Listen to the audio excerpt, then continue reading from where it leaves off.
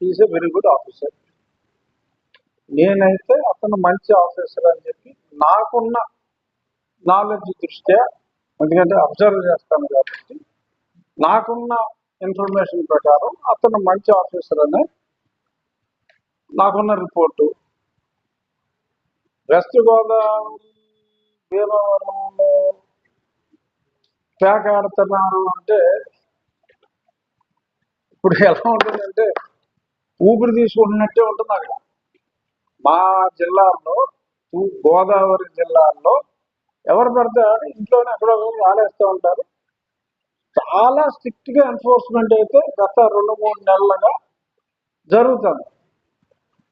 అందుకనే ఏదో తుఫాన్ వస్తే తుఫాన్ షెల్టర్కి వెళ్ళినట్టు చాలా మంది గోవాకి, శ్రీలంకకి వెళ్ళిపోతున్నారు వీటికెళ్ళి. ఈ నిజాలు. బట్ ఖచ్చితంగా ప్యాక్ ఆర్డర్ మీద గవర్నమెంట్ ఉక్కుపాదం మోపింది.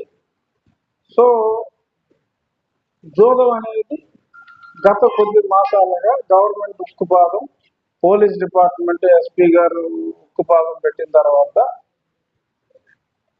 భీమవరమే కాదు ఆ చుట్టుపక్కల ప్రాంతాలు, చుట్టుపక్కల జిల్లాలు ఎక్కడా కూడా ప్యాకాట్ అనేది జరగట్ల.